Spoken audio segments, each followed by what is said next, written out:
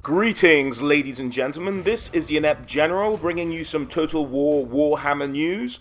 Now, today we got a little bit of an information drop on Luthor Harkon, but a lot more information besides that, and we are 99% sure now that we have Count Noctilus confirmed, among a couple of others. So bear with me, guys, and let's delve into the news. So, as I mentioned, today we got an update from Creative Assembly about Luthor Harkon, some of his campaign bonuses. But the most interesting thing about the whole information drop was that there were silhouetted out versions of the other legendary lords who we don't know who they are yet. But basically we can kind of piece most of it together now. We've been given the individual bits and pieces, we can work on it. So we'll get into the details released about Luthor Harkon a little bit later. Let's delve into the speculation about what's going on with these unknown legendary lords. Now, in the images released on the Steam page for the Vampire Coast DLC, we did see that there were images of Noctilus kind of put away and just sort of hidden away on top of one of his mounts, which I now know is the Necrofix. Now, he was up there and it looked very much like him, but you couldn't be sure, it was kind of far away. But we now have it in the fact that two things, really. On the Luthor Harkon page, as I mentioned, there are the silhouetted out other lords, and here we can see a picture of Noctilus next to the silhouetted out legendary lord. And I'm sorry, guys, it's a pretty good looking fit to me. The hat silhouette matches, the spikes are kind of in the right place. I'm 99% sure this is Count Noctilus. We've got him there, so we know he's going to be one of the other legendary lords. Another piece of evidence that was released today is that there's going to be updates for the campaign map. And what we see in that campaign map, we were given Luthor Harkon's starting position, which will be on the Vampire Coast, but we also got this, and that's a new island in between Ulthuan and Lustria and Nagaroth even. So we have the Galleon's Graveyard, and that is undoubtedly where Noctilus will be starting. A huge part of his lore in the Dreadfleet game, which is where Creative Assembly got him from, was that he discovered this place, the Galleon's Graveyard. So Noctilus, as far as I'm concerned, is confirmed as being in the game. We even probably have a good idea of his starting position as well now, kind of right in the middle of the ocean of all the sort of new world and what have you. So if that actually makes it to Mortal Empires, we don't know yet. Maybe it does, maybe it doesn't. We'll have to wait and see. But moving on from that, so we had Noctilus, but that's not the only legendary lord we've pretty much had confirmed at this stage. The next one is Aranessa Saltspite. Now, this is her on the right. I mean, you can see the two baubles sticking out of her bandana, the spikes on her arms, the netting. I mean, that's her on the right. We know she's confirmed now. Her ship will be known as the Swordfish. Noctilus's, I believe, was known as the Blood Reaver. If I remember that correctly. So we've got those two pretty much confirmed. We know they're going to be two of the other legendary lords. Now, I'm going to admit, guys, I haven't had a lot of time since the news dropped to delve into my research for this one. And we were handed a fourth legendary lord. Here on the left-hand side of Luthor Harkon, there seems to be some kind of coral headdress with a fan. I'm assuming it's a lady. I don't want to be sexist. Men can carry around fans as well, particularly fans with massive spikes on. But I don't know who this is. And this is an image of them front on. They're holding a staff or a sword of some kind. It looks like a staff with a octopus on the top of it.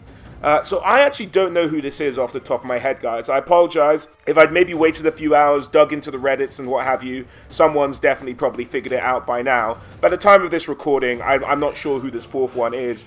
They don't look like any of the characters that I know necessarily from the Dreadfleet game, I don't think.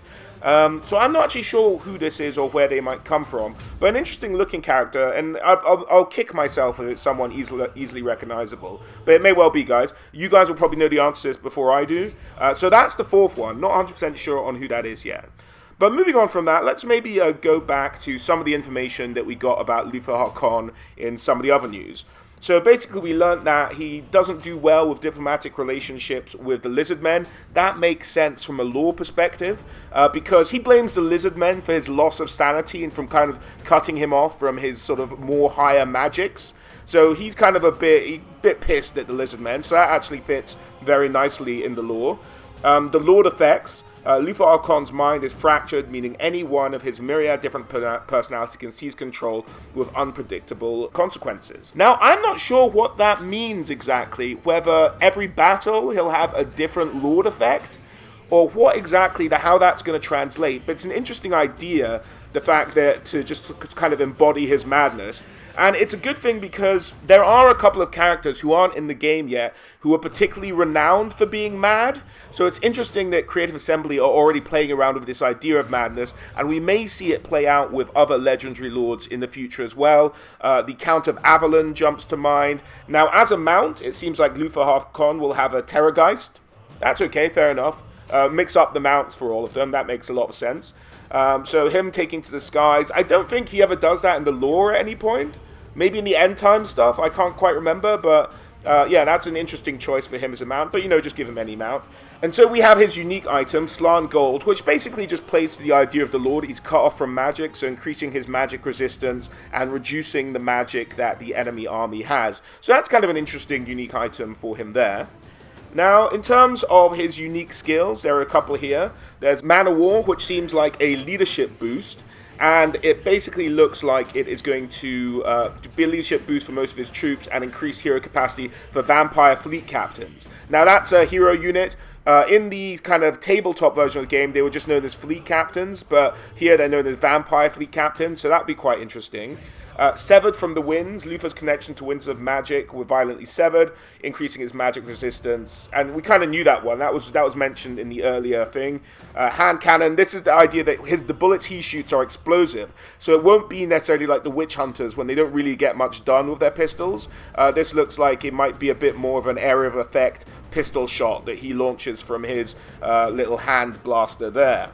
And Moment of Lucidity. Flashes of clarity through the madness serve to increase Luthor Harkon's armor and melee defense.